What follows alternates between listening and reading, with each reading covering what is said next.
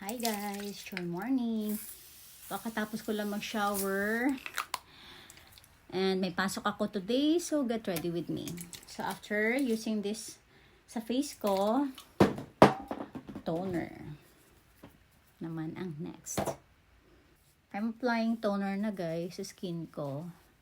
And I'm using this Lux Organics Whitening Repair toner. Ang maganda guys sa toner na to, gentle sa skin. And then may niacinamide din siya, may licorice extra, kaya it helps face dark spots talaga.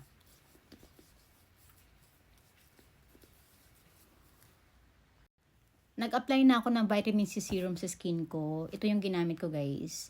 And then hinahayaan ko muna siya para ma-absorb siya ng skin ko before I apply another serum. So yung next ko na i-apply is this one, Whitening Repair. Yung may 10% na niacinamide. Kasi meron pa din akong mga dark spots eh. Kaya kailangan ko to para mabilis mag-fade or mawala yung mga dark spots natin at saka yung mga blemishes. And then guys, bago ako maglagay ng next skin product sa skin ko, hinahayaan ko muna siya ma-absorb. So, sometimes, I use mini fan, yan, para mabilis ma-ready yung skin bago ako mag-apply ng, ini-apply ko ng next is yung eye cream and then yung day cream. Next na i-apply ko guys is eye cream. Ito, bagong open. Ayan. This one from Lux Organics. So, meron silang daytime at saka for nighttime. So, itong i-apply natin. So, i-apply lang natin siya, guys. And then, hayaan lang muna natin siya. Bago ako mag-apply ng aking brightening day cream. Ayan. Diyos ko, kamusta naman yung eye bags ko, oy? Late na kasi ako nakakatulog minsan. Kaya, ayan.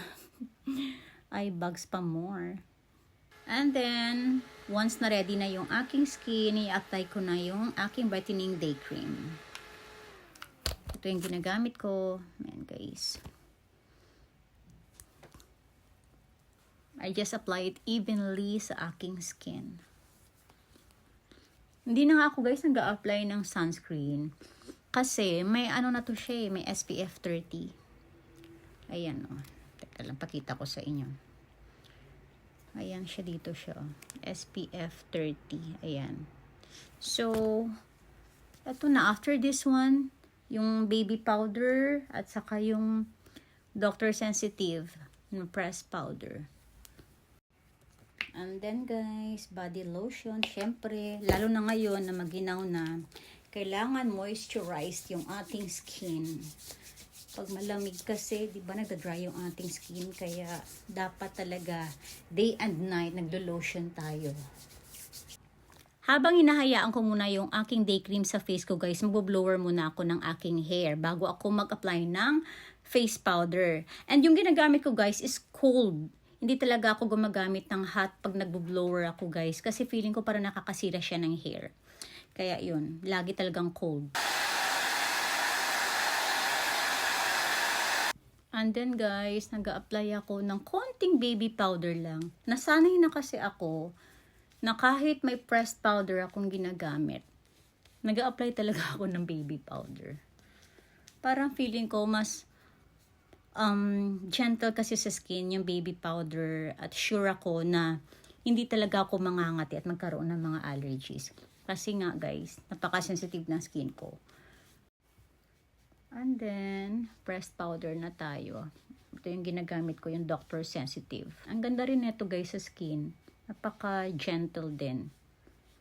Never ako nangati sa powder na to.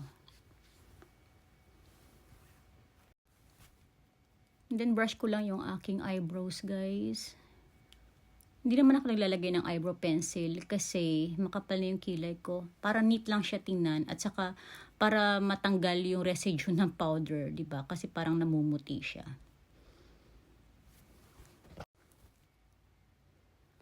Nag-apply lang ako guys ng lip moisturizer. And then after that, mag-a-apply ako ng tinted lip essence. Ito. Ayoko mag-lipstick today kasi. Ayan.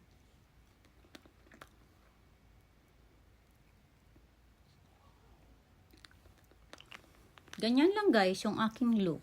Hindi ako nagme-makeup kasi when I go to work. As in, ganyan lang. Powder, lip tint. Ayan. And then bibihis na ako guys. And this is my look for today guys. Nakabihis na ako. At saka may accessories na din. And syempre, for my scent of the day, Perfume Dessert London, Violet. If gusto nyo guys yung amoy baby powder, refreshing, mild lang siya, floral, sweet, this is for you guys. This is one of my favorite scent from Perfume Dessert London.